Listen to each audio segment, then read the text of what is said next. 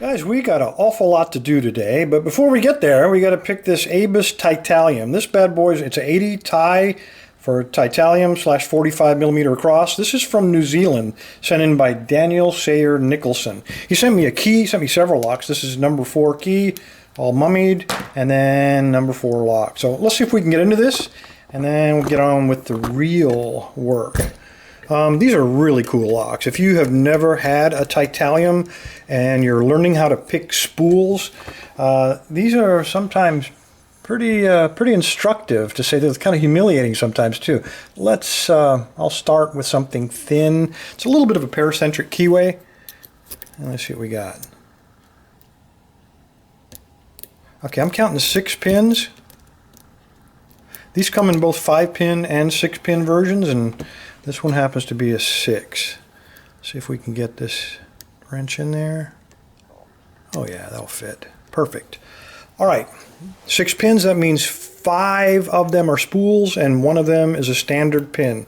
So all the way to the rear, and then what I'm going to do is just put light tension and try to find a binder as I move down the stack. And it looks like oh, there it is, pin 1. Pin 1 is the first one. Give them a little nudge. Maybe, if I can get on him there.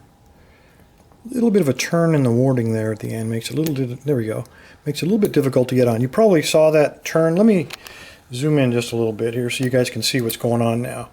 All right, so the first one, pin number 1, was a standard pin.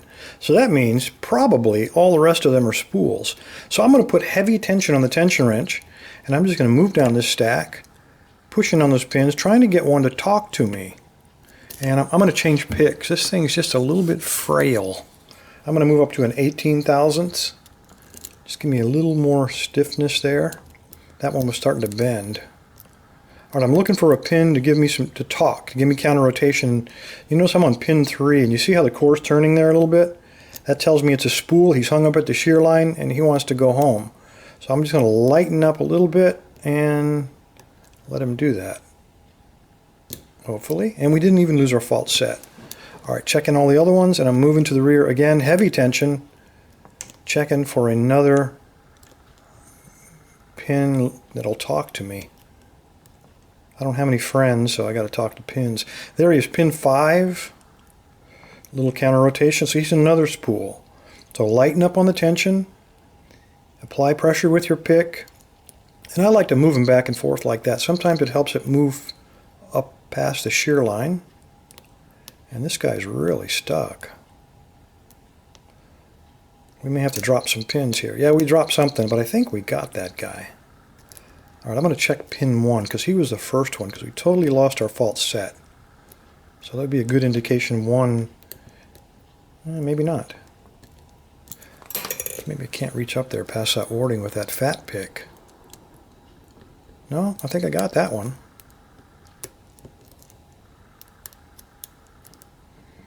Somebody popped down there, and there must be another standard pin in there that's causing us these problems.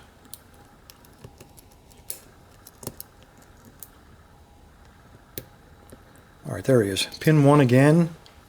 All right, I just wasn't able to reach up high enough into that warding, I guess.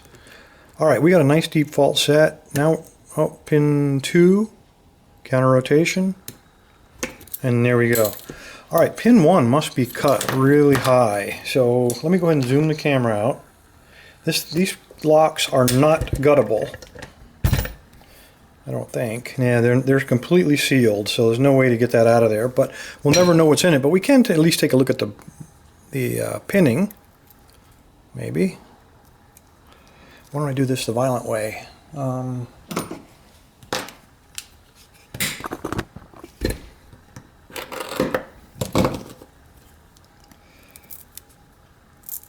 Maybe.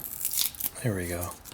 Yeah, there we go. Pin 1, the one that's giving us the trouble, is cut really high. So a lot of zigzagginess there. Pretty nice bitting for a factory pin lock. Make sure this thing is the right key. That's not even the right key for this thing. Number 4, number 4. That did say number 4 on it. That doesn't even fit, but it doesn't matter. You know the lock works. Anyway, it is a very high cut pin on pin 1, I can tell you that. Why don't we give some stuff away? All right, move this stuff out and move the important stuff in here. First of all, the sparrows. Yes, sir, this Vorax got an awful lot of attention. Beautiful, beautiful kit. A lot of you guys wanted it, and you know what? I don't blame you. By the way, I said I was going to steal those tension wrenches, but I did not. You can see they're all still there. So the lucky winner's going to get the whole kit and the caboodle. There were, I'm trying to slip this out without showing the name too soon, 5,100 people wanted this, and the lucky winner is Jim Thyman. So Jim, if you will PM your address to me, I will put this in the mail, reluctantly drop this in the mail to you. So Jim Thyman, what a lucky dog you are. You ought to buy a lottery ticket today, dude. All right, the next thing I'd like to talk about, I'd like to give some stuff away. I'm going to give away a custom pinned American padlock. I even did a sloppy job of engraving it there. That will be a challenge to get into. I have a pinning tray. This is one that I designed and made on the 3D printer here in the Lock Lab. Really light but durable. I use these for a long, long time. Haven't made too many of them though, because it takes 5.5 hours to print. But I printed out one of those last night, and I'm going to throw in one of Mad Bob's Ghost Pro kits, brand new, still in the bag, and you're going to need it to pick that lock so you can gut it on this. And who gets that? Well, we finally reached a total of 400 fan funders. 400 of you. That counts both patrons and fan funders. And I've put all the names on slips of paper inside of here. There's 100 names. Let me slip this out of the way so I can shake it.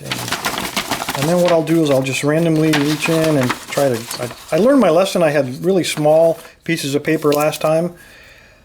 Linus Mazzetti, you are the lucky winner. So Linus, congratulations. Thank you for fan funding. I really do appreciate it. If you will send me your name and address, I'd be happy to put this in the mail. Thanks to all of you fan funders. I wish you all could win, but I'll have to put a second mortgage on my house. But anyway, appreciate it, guys. Stay safe. Stay legal.